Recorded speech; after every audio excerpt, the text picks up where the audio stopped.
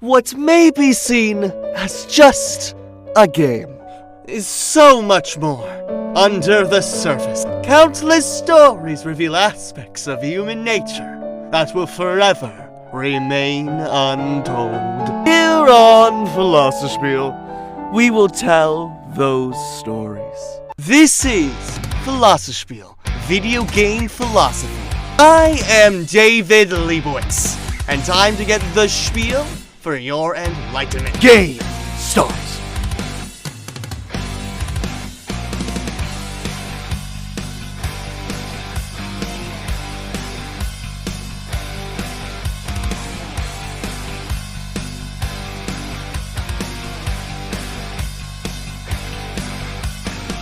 It's now or it's never, and I've got to make my decision. This time it could be my moment.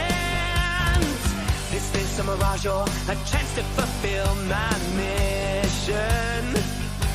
A river in a dry land, the last taste in a lost hand, a heartbeat for a tin man, oasis in a thin land.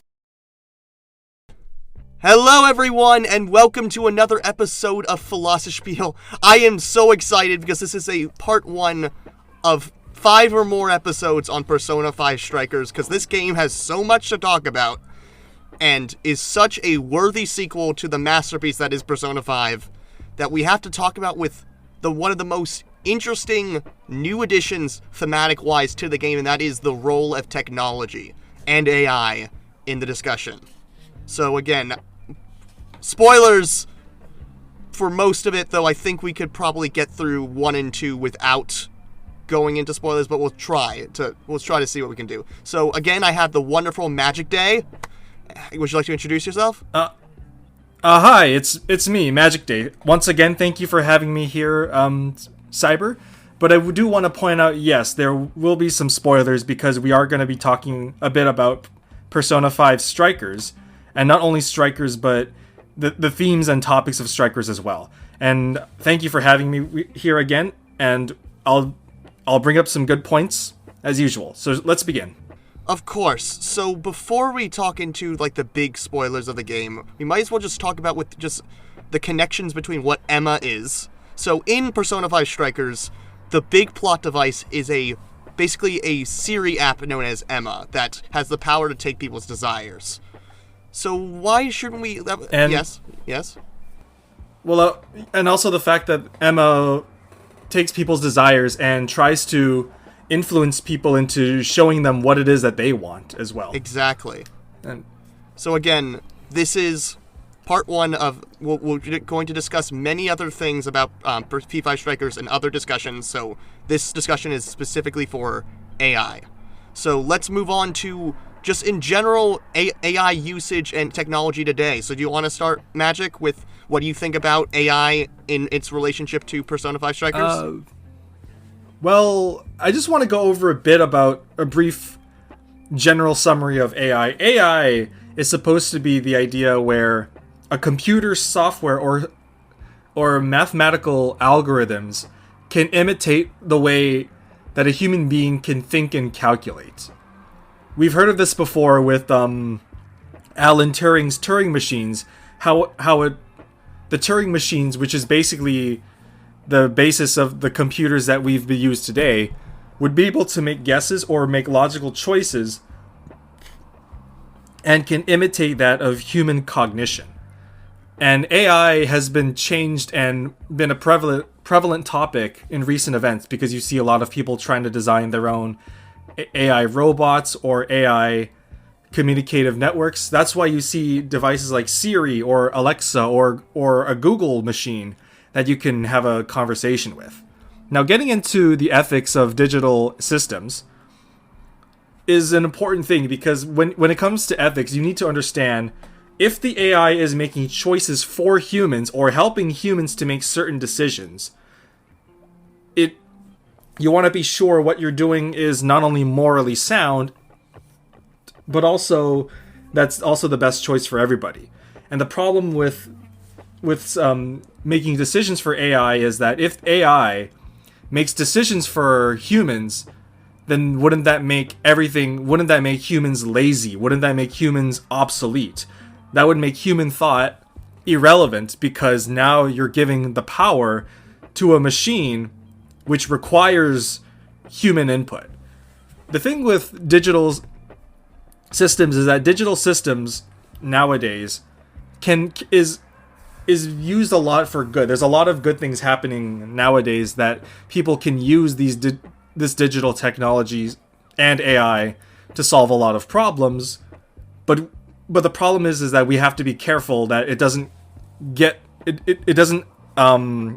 abused by humans, or that humans continuously use AI for selfish purposes. Is there anything you want to add on that to this, was Cyber? Fantastic.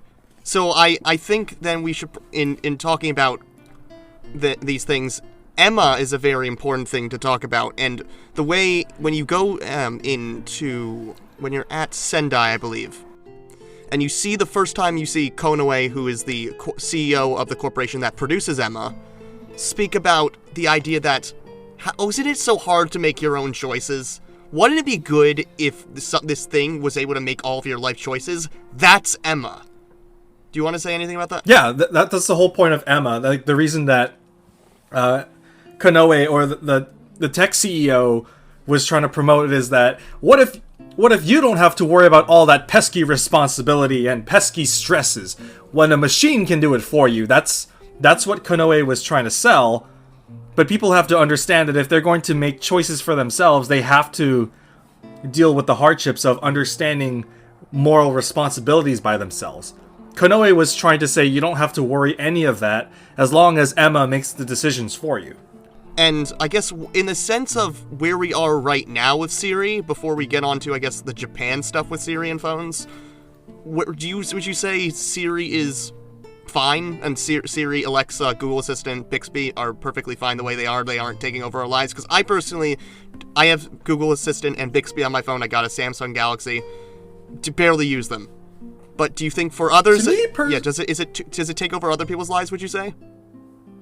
To me personally, I don't think it's not a factor of taking other people's lives. To me, it will take other people's lives if those people constantly use Google and Alexa to do things for them that honestly is really mundane. For example, if they let's say want to play some music, you can say, "Hey Google, play AC/DC's heavy metal," or for example, say like, "Hey Google, play AC/DC metal," and then you can hear Google turn up and play it a song, and that's totally okay. In fact, that something like that is actually cool and really handy to have, because all you're doing is using voice input to give orders to a program that will play music or do a simple task for you.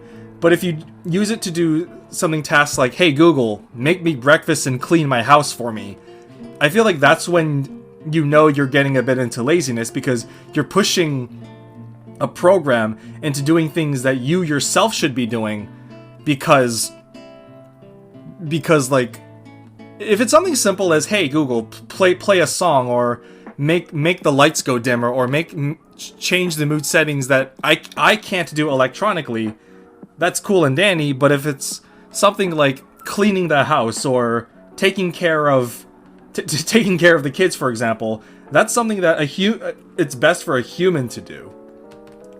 So to me personally, as long as people understand that there's some things that you can use Google for the sake of being cool and look at this cool tech that I've got, that's all fine. But constantly using the technology to do your own bidding is when you know you might be putting yourself in the lazy zone. Yes, so we should contextualize again what Emma is, for those who don't know. Emma is basically Siri, but it is seemingly, at least at first glance, a little bit more intelligent than Siri, because there's one moment in the beginning of the game when Ryuji, one of the main characters, says, "Oh, do what I just said," or do something like that, and Emma listens and is like, "Okay, I'll do that." I don't know if Siri could just like do that. That sounds that. I don't think Siri or Alexa can. I think in the games the the game producers intentionally made Emma slightly smarter, so to show that here's some basic human interaction you can have with Emma, and the users like Ryuji or Futaba would be, oh cool, I can talk to Emma this way. I think that's what they were going for, to show that you can have a basic, or at the very least, purely fundamental communication with Emma, such as asking Emma, hey Emma, can you open up this mask? Or hey Emma, what's happening today? Or even something as vague as what's happening today, Emma can respond to as, what do you mean by that? Do you mean what's the weather today, or the news today, or something like that? Whereas Siri or Google would probably say something like, I do not understand your response. Please rephrase that question again, or something like that. All right. Back. I think we should go on to. We should definitely go on to Japan. So this actually. Yep. So Japan is an interesting case. So we were obviously this is set in Japan. Japan does not have. Japan is very good in technology. Obviously, the major video game systems outside of Microsoft, so PlayStation, Nintendo, come from Japan, and so 2 out of the 3 of them are Japanese. And Sony is as well is a company that is outside of just. I think it's pretty much agreed that Japan is one of the most technologically advanced places in the world. Yes, but they don't. Do they make phones? Are there major phones that are made by Japan? From what I do usually know, that's with other countries. I know places like Korea or Taiwan focus a bit more on phone technology. Phones and like computer programming technology. I don't know if Japan would delve into that type of deal. I do know that Japan does semiconductors or have their own little electronics companies, which might help out other countries with phone technology, but I don't quite know much about their phones other than computer chips, which they would probably would contribute or help out with phone technology. Okay. And even then, it's pretty much agreed, or not agreed. It's pretty much like understood that Japan would have a lot of phone users carrying around in this day and age.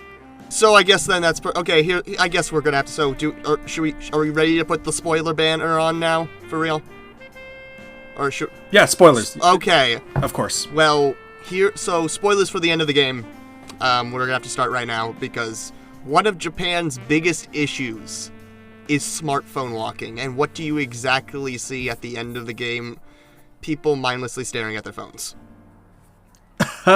Of course. They even banned it. They even banned it. Well, soft ban. No hard repercussions on it, but there is a ban in one of the cities. I forget the name of the city on smartphone locking because it's that much of an issue. You want to respond to that? Yeah. I forgot which city it was, but I do know there's a Japanese city that.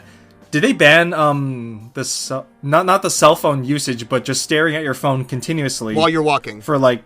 No, while you're specifically while walking, because people do that so much in Japan, and to the point where if you actually see that happening in Japan, it's not only a big issue. I think some people nearly got hit by cars because they weren't paying attention to what's in front of them because their eyes were glued to the screen. Exactly, and you know that also became an issue in America, specifically around in general, but also specifically regarding Pokemon Go. But we don't need to go further with that. But like, there were accidents regarding that game because people were looking at their. In North America, that's more of a different issue for screens. That's more for like trending news and even then, people in North America got way more problems, a bit worse than just having eyes glued to the screen, which is one of them. But in Japan, particularly, because of the continuous and heavy reliance on browsing news. I would say it's worse in Japan when it comes to trying to, like, get their eyes out of the screen. And also, if I looked at, I did find it was from what I found when I tried to research. There was also something about the Japanese social networks. This sort of connects to P5 a little bit, but like, there's definitely a very tight, I think, social circles in Japan that, and like, you need to be a part of the system. Or unless you have, like, the big fear of missing out. Which I don't know if that connects as much to what happens in Strikers. That I think it might be actually more P5 a little bit in the way the fan site works. But I think P5 Strikers did that to influence on a bit of Japanese culture, because conformity. Because I do know that conformity is huge in Japan. That you have to conform and you have to follow along their status quo. That if they have a status quo on things, you have to stick to it.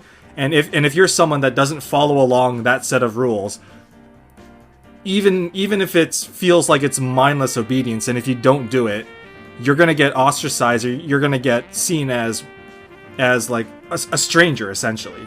So I wouldn't be surprised if social networks are not necessarily mandatory, but it feels mandated to join, because it feels like you don't have to necessarily join these social circles, but if you don't, then you're missing out a lot of things, and we're gonna laugh at you behind your back. That's kind of what it feels like. That's definitely what it feels like, and I feel like with there's also, I guess we're going to the end, but we basically spoiled most of the end of the game, like where there's a point regarding Makoto where she says, like, I'm not going to be that good little girl, in responding to, of course, her whole thing with conformity and about trying to be the perfect student, and that's in the face of Emma's answer, which we will get to later, which is, in a sense, conformity. I do know, also, spoiler alert, there's also an Emma prototype who was the original Emma that lost her memories but follows you along, whether it's inside of the jails or inside of your screens, called Sophie. And Sophie is one of the characters that works alongside you and wants to become human as well. She also goes through the same thing because initially she was just an AI that lost all her memories, and the only thing she bases anything to learn out of as her own source of knowledge is you, the player, which is Joker. She learns from Joker, she learns from Joker's friends, she learns from Sojiro Sakura, and gets some form of maintenance from Futaba. Like, that's where us, in Japan gets their information from learning or browsing news from Emma, but Sophie, the original Emma, interestingly enough, gets knowledge and learns a lot just by being with a bunch of humans. And she's constantly... Well, I was gonna say, like, and that has to do with Pandora symbolism. I want to get into Pandora symbolism, but I do want to talk about... we're gonna get to that right now. Yeah. But yeah. I do think there's one little moment with Sophia, where she, like, that struck me when she was like, when they're talking about Alice, the first person they have to beat before they know about any of this. And like, is like, and she's like, why can't you just kill her? Isn't that the right thing to do? And they're like, no, we're Batman. We don't do that. We just take away their free will and change their minds. And we don't like to kill people. Instead, we just try to manipulate and force them to change their minds by showing them what they're doing is wrong. Basically proving that free will is just an illusion. But seriously, I mean, they kind of do that. What they do is definitely way more preferable than starting a massive murder / uproar in Japan. But when you still think about it, we had a whole discussion about that in the P5. Look at that. We did talk about the P5. But and I feel, and honestly, what they're doing, we'll get to this obviously in Heroes, but and in Villains, but what they're doing here is just clearly correct, because Emma has taken away people's free will, so you're just taking it back.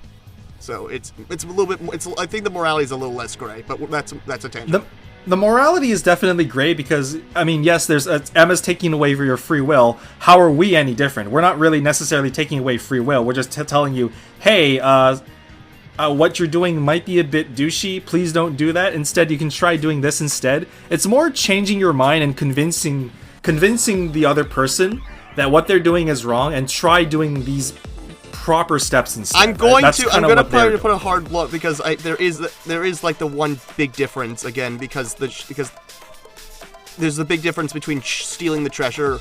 In this one, the shadows do legit need to be displayed by people, though. So we're gonna talk about that in discussions 4 and 5. But if I could introduce, or I'd like to talk a bit more about Pandora symbolism, yeah. Well, Pandora symbolism because that's when Sophia accepts her persona, and that's where Sophia accepts her persona. And we've already talked about Persona Awakenings, but this one in particular definitely has to do with Japan's usage of technology and the idea of fighting against conformity, but also more importantly, the power to basically say screw society. I'm doing my own rules and stand up to even something as powerful as a god. Because in Pandora is the girl who had this little box, who basically was told, I don't care how curious you are, never look inside that box.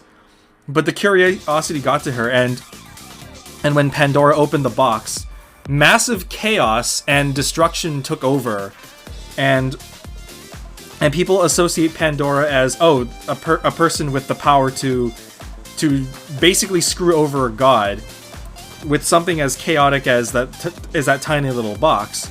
But it also fits here because the Pandora symbolism shows that Sophie doesn't want to conform into a society that constantly is mindlessly following Emma's orders. Yes. And also, when you face Emma's trying to reach godhood. The main villain is trying to reach godhood and trying to make decisions that quote unquote feels best for humanity. Exactly. You, as the player and as Sophie, take the power of Pandora to basically cause chaos inside that system. Exactly. Disrupting everything that they've stood up for and using the power to stand up against a god and take down that god with that power. And that's kind of where they're going for with Pandora. Not only that, also her persona is basically a floating box with fire and explosions in it, which, yeah, that's definitely Pandora right there. Well, actually, Pandora's element is bless. So that's Bliss? bless. Yeah. So the light element, it's light. Bless. It's light. So that's the interesting thing. You would think Pandora would be evil, and Pandora in Kid Icarus Uprising and in Mega Man ZX, I believe, right? There's Pandora's there as well. Those are usually the evil. But here Pandora is your ally. And that shows, like, because the whole point is when all chaos was taken out from the box, all was left was hope. And that's exactly what, as well, and what Emma says is, there's chaos. I want to exterminate the hope in people as well, so they don't have to long for anything. Sophia's like, no, I want people to feel hope. I want people to strive for something, and we don't need to go into a Brave New World scenario where we're all on Soma, and just on the happiness machine. We can live in a world that we can fight for ourselves. And even if we suffer, yeah. Continue. I think what they're going for is finding hope that you can actually live in a world where you can find your own happiness without relying on a happiness machine or a god that constantly brings happiness. Because I do know that the idea here was that they want to stamp out hope, because usually tyrants, gods, or any beings with power who wants the sake of praise from their worshippers, they don't want to be sure that they feel hope. Because what they want to feel is not necessarily hope, but rather that a sense of security that their own god or their own quote-unquote savior will be the one that'll solve the problems for them. And that's enough to make them feel happy for a huge while. And the problem with that is that using your happiness based on someone else's guidelines is not really true happiness. Happiness is when you found something that you yourself can enjoy, not because of some random guideline constructed by a machine or a god. Exactly. And you want to say anything else? And yeah, that's all I want to say. Back to you. But here's the thing: the way I see it, I think, is that technology itself is the Pandora's box. Like, we can either have an Emma or we can have a Sophia. Technology can equally be used for good or evil. And Pandora and Sophia's Pandora being Sophia's persona is saying there is hope that we don't have to live in a singularity where machines take over, and we have Okinawa jail scenario, like that. You can definitely have an AI coexisting to and learning humanity and just being with humanity. Like, the idea of machines and humans living together and coexisting happily is actually definitely possible, as long as humans don't constantly use machines as, oh, do this for me. Oh, make me happy with constant usage of telling it to do things like over and over, which I guess kind of has to do with more with whenever you hang out with Sophie. Sophie has her own desire that you find out, and it's the idea of helping humanity. Exactly. Because we find out that she's been programmed to be humanity's companion, to basically be there for humanity. But that's because her creator Ichinose, when Ichinose first created Sophia as the original Emma, Ichinose didn't know a thing about human emotions, and so to basically help her out understand how to behave and act like a human, that was the whole point of Sophie's existence. That was Ichinose basically created a machine that can learn humanity and help a human being understand humanity.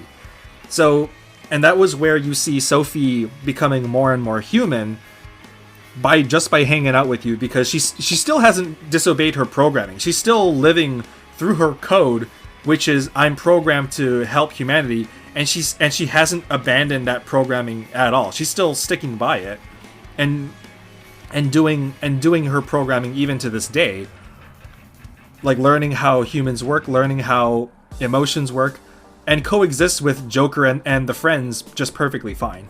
And I would say, yeah, so Sophie's obviously, after you defeat Demiurge, Emma, Sophia says exactly that. I want to spread the gospel. And she goes and lives with Ichinose, that I want to spread the gospel of people and machines living together.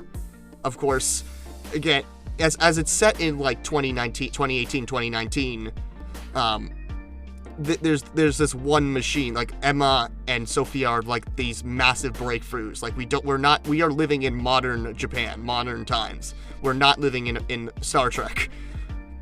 But for what will be able to come, is that Sophia is there as the prototype that is able to say, please don't go down Emma's path. Let's have a society where humans and machines can coexist, but humans don't see themselves as being foolishly able to control these machines to a point in which the machines say the people are irrelevant and take over. Even though that's not Emma. Emma actually legit wants to help people. So I think Emma does legit, yeah, like Emma legit wants to help people, and because Emma is the new model based on Sophie, she also understands that, wow, these humans are awfully lazy and their eyes are glued to the screen. Like, if controlling their lives is what's going to help them, then fine, that's what I'll do it. And that's kind of how it goes. And I mean, that's exactly what Emma is. Again, literally in the boss fight is holding up the lid of the Ark of the Covenant, which I will go into detail in discussion 3. Well, talk 3 about religion, but the lid of the Ark of the Covenant, which looks exactly like a phone screen. So, should we move on? Yeah. Should we move? Speaking of what Emma can do, shall we go into part 5 about what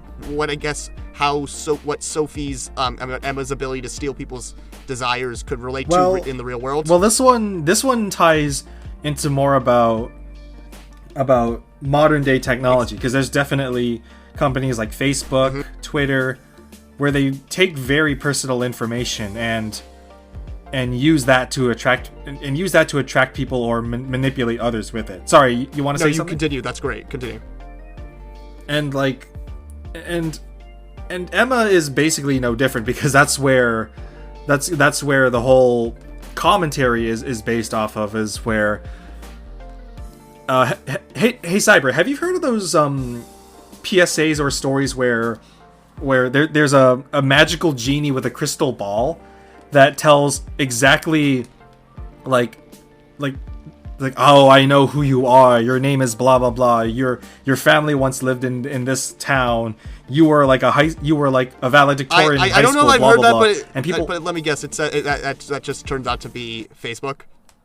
Yeah, it turned out to be Facebook, but getting to that point, and the original people, who obviously these were paid actors, were in this PSA were like, oh cool, wow, how do you know so much about me? They did a whole reveal that the magician, behind the magician, was a bunch of people using Facebook to show you, and they found a lot of really personal information about people on Facebook, and it just shows to show you that, like, using Facebook can actually be very dangerous because you never know who's on Facebook, and they might actually take that personal information to someone and just market that to manipulate other people, and just manipulating and controlling people with their own personal information, crumbling down the whole basis of democracy in one fell swoop by making others feel like their own choices don't matter, and everything that they've done and everything that their whole lives is based on for the sake of freedom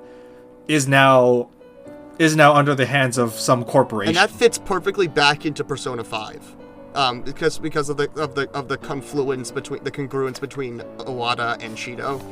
Owada knew. So Owada is a minor villain, but because you don't really get to know much about him, he's just kind of crustier Shido, who is the big bad, like this penultimate big bad of Persona 5.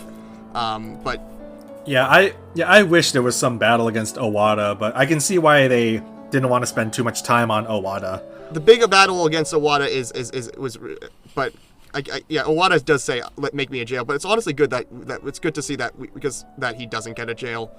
I mean, we just prevent him from really just making everything hell for people. But that fits perfectly again in the situation that Japan is in. Japan, 21 years under Liberal Democratic Party. You can hear more about that in our first P5 discussion. But Konoe is working with Owada. Owada commanded him to do this, to take over, to get people's information, and to use.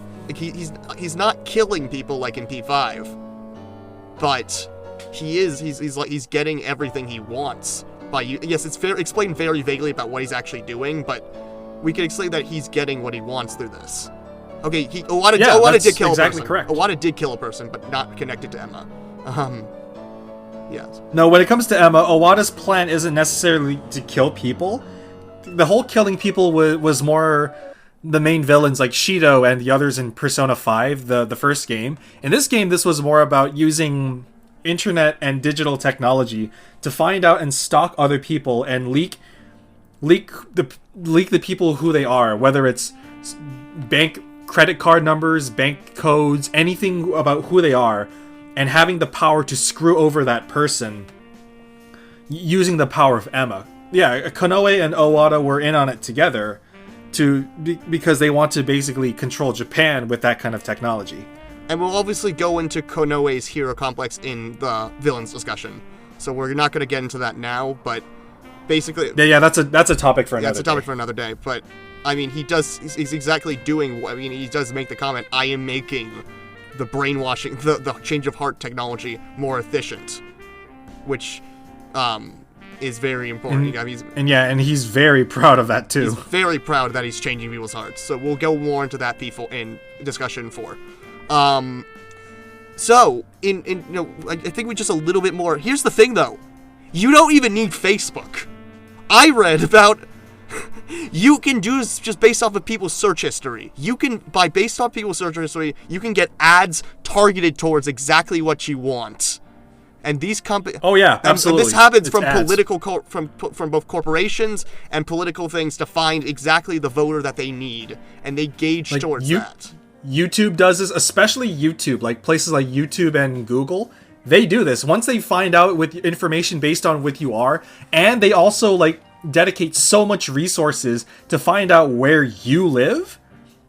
It says, hey, you live in this specific location in this part of the city with this specific address, with this part of your mailing address. We're going to find all of the political influencers to basically bother you. Exactly. And I feel like it's a discussion for another day if legit... I don't think we want to get into right now. I mentioned this to you in a discussion through text that I think the discussion of if legit machinery can actually brainwash you legit, not just through influencing you, but legit, is another discussion, correct? Or would you like to briefly go into that? I guess we can talk a bit more about it's not necessarily brainwashing, but influencing people or somehow mentally controlling people with what it is that they want to see. Because keep in mind, the whole point of desires is to get people to show them, hey, look at this cool thing I want. It's a desire. It's getting people to see what they want to see and using that to your advantage.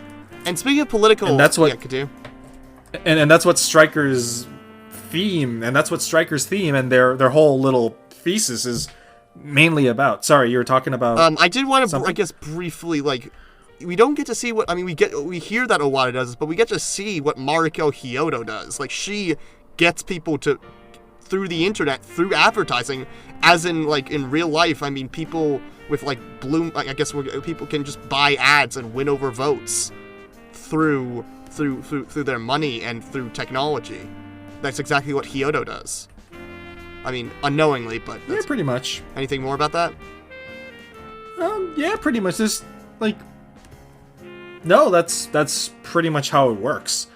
I don't really have anything else to add on to that part. Yeah, we're getting to 35, so I want at least 10 minutes to talk about the singularity. Okay, so can you briefly discuss what the singularity is about? So the singularity was coined by Neumann, a guy in the 1950s, Neumann. A case in which our technological ingenuity and the intelligence of technology goes to such an intense rate that all of the world's religions, I don't know if this, but like all of the world's religions become irrelevant, and we realize that like these machines go to godhood, and they control our lives, and possibly a Terminator situation happens, or an Ultron situation happens. Or what happens here, which is very different, in which the machine literally attains godhood. And yeah, and the theme of the fourth jail in Okinawa, where you learn because the first 3 jails, you're just thinking you're stopping people. Like, you're starting to realize, no, there's something fishy about it, but like you get the real answer in the fourth jail, where the monarch of the jail is dead. Shuzu Ubokata was like, I've seen this divine revelation. Machines are gonna make us all end our suffering. All of that. But then he's like, no, I've become the monarch, and this is shitty, and now I want to go kill myself. Which he does. He kills himself. Yeah, didn't he kill himself because of the guilt for basically unleashing a very dangerous being that essentially achieved godhood because people look up to it? Because the thing with worship is that worship can come in many different forms. You can worship something by idolizing it and devoting your own life to it, or you can worship it by essentially using it or treating it as a part of your life. Exactly. And that's the idea of worship. Like, using whatever idol that you find worth believing in become a part of your life. And that's how this whole technology worship stems from, is that once you use technology to the point where you can't say no to this technology. This technology is the reason that you're alive today. So how could you say no to something that allows you to keep on going? And now that idol has become this, in a sense, a god has reached that point.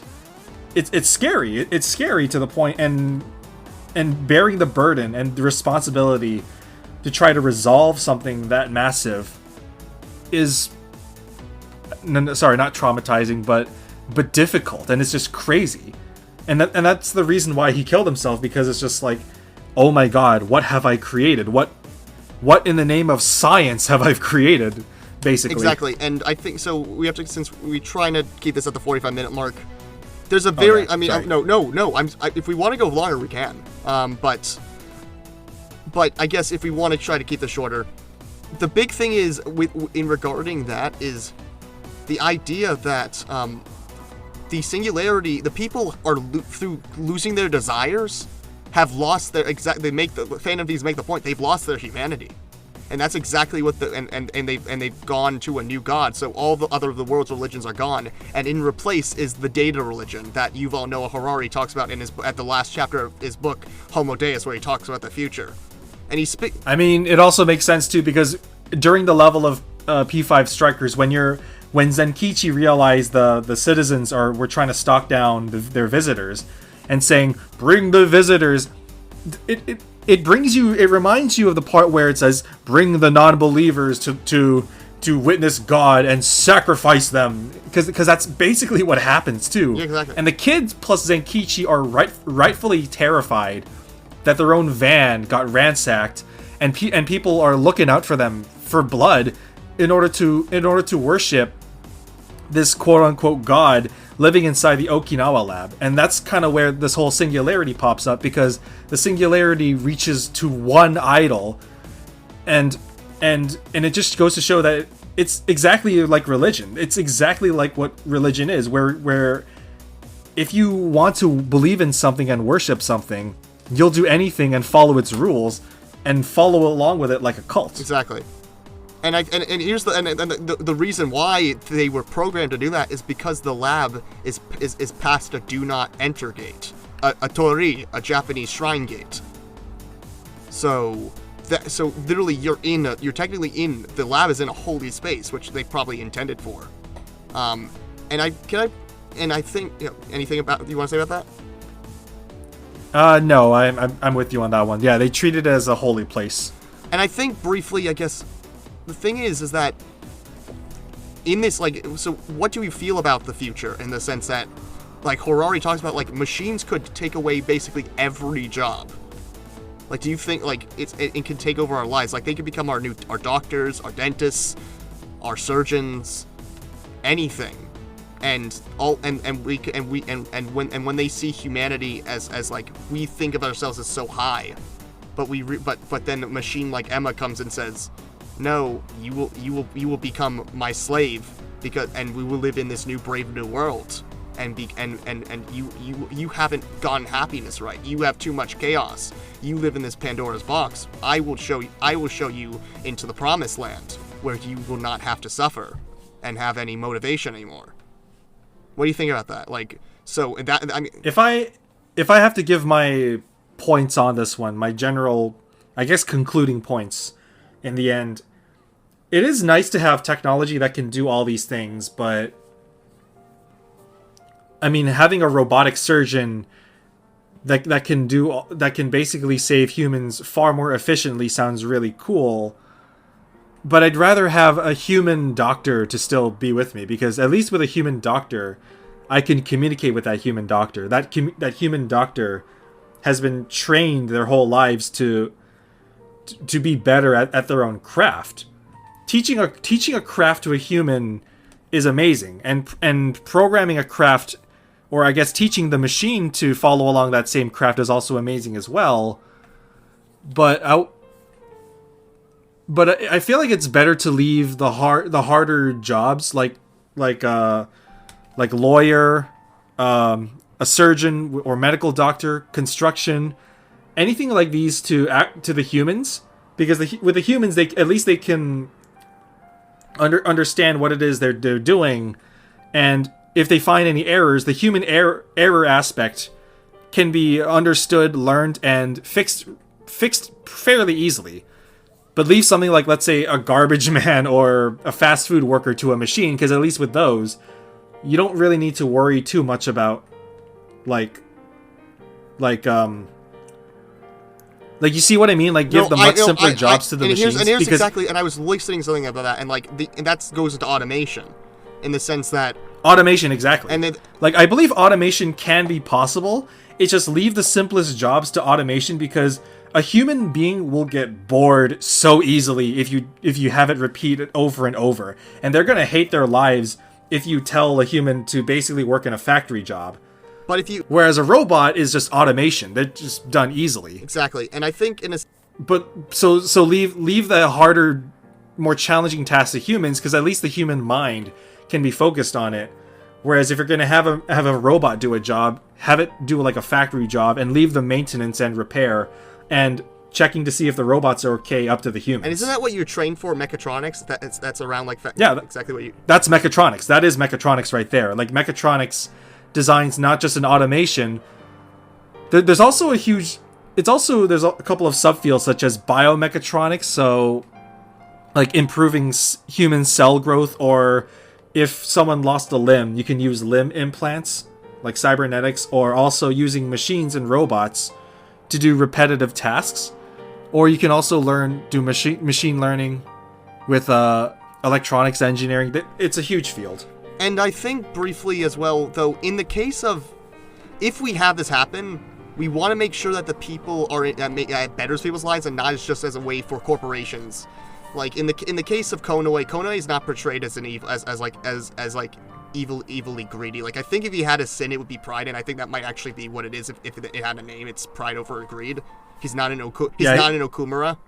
No, he's not at all greed. I would definitely something maybe pride, or I was gonna say a bit of wrath as well, because then again, a lot of the villains and strikers are pretty wrathful. I think wrath is Okinawa. If there was a jail that was wrath, it would be Okinawa. I mean that's, but in a sense, the Persona universe has seen 2 androids, so it's not a stranger to robots. We have in 2006. Or 2009 when we're talking about Persona 3 with Aegis as a playable and Aegis, and then P4 for Arena with Labris, but Emma and Sophia are bodiless. So it's an interesting. So we're not. I thought that it was good to have this discussion, but I guess what do you think about when because it decided to only go with apps? And Sophia legit needs like a program to move from one phone to the other. Oh no, the apps definitely make a lot of sense because it's a reflection that it's supposed to be a reflection on society today, because people would understand or see technology far more to a smartphone than they do with a robot or a computer in front of them. When people I can confidently say when people mention the word technology, the average person will definitely bring out their smartphone and say, "Oh, this thing," rather than something like a calculator. Even something simple as a hunting stick with a bow and arrow to hunt down animals for food. That's technology. That is technology. That is actually technology. That's techne. Yeah, that is, but people would immediately think of smartphones. And we've just discussed the idea of people getting glued to their screens, and it's not necessarily just laptops and computers. The most common is definitely their cell phone, because they're literally carrying a tiny TV with them and updating them on the most trendiest of news. Exactly, and so I feel all I can say is that I don't think people actually understand the real word of. Or the actual definition of technology. Yeah, it does. Like, boats are technology, sticks are technology. If you learn about history, that is correct. A pencil is literally technology. It's made for something, and I feel like we're definitely good in our desire. When we talk about desires, we'll get into that. But in the sense of, do you think the diagnosis of people losing their desires to mindlessly staring at their phones is apt? In the context of AI for this singularity situation, because again, it's the idea. It's a very different thing than Terminator. It's one single piece of technology taking over all of our lives. The Terminator is more automated machinery, robotics, and military. It's post-apocalypse military, and that's what Terminator was. Here it's more a take on modern society and continuous reliance, where we're becoming the slaves. Exactly. Because we think so highly of ourselves that we think we're the ones on the top controlling machines what to do, but in fact it's now the opposite, because that we're telling machines what to do, we basically have given machines the power. We've actually given machines more power than us just by telling the machines, do this for me or do that for me, repeatedly over and over. Because now the machine has acquired how to do from the most simplest of tasks to everything, whereas the human just lazily sits around and do nothing. Exactly. And therefore has achieved and gained nothing. Okay. And I think that's definitely correct. And I guess did P5 make you think second about looking at your phone? No, I've always tried to avoid looking through my phone. Here's the thing. I only use my phone for one thing, major thing, and that's texting or calling to friends and family. Ah. That's just about it, really. And then I'm worse than you, but I'm not as, I think Discord is like my one big thing. I do look at Twitter, but I don't look at it through it religiously, and it's definitely not Facebook and Instagram. Like I think I mainly use that for communication. I like YouTube is my one thing, but like that's where I get my information from. I get it from YouTube, but YouTube of course has its own ways. Actually, if I have to say that what I'm most glued to, it's probably YouTube, because YouTube has videos on everything, and I do mean everything, so that's probably where I would get my information from. Exactly. Which I probably shouldn't No. be where I should probably look from actual first case news sources. But even YouTube is trying to bring in first case news sources to the viewers, so Actually, hey, maybe, that's all another discussion. That's out. another discussion, but I think a lot of good independent media is on YouTube. So I do actually think YouTube is a good safe haven for that, though YouTube's trying to undercut that. But that's another discussion. So will that be it for today? That will be it today. Cyber, that will be or? it today. So next time we are talking about Akane's jail. Spoilers. Because we've already got Akane's jail and its symbolism behind the Fushimi Inari shrine in Kyoto, and how that relates to Akane's arc in general. And Magic will be joining us back for discussions 4 and 5 on the heroes and the villains. So Yep. So I'll be right back and joining you once again. So yeah, thank you for having me here, Cyber. And thank you. This was a giant joy. Okay. Okay. Bye.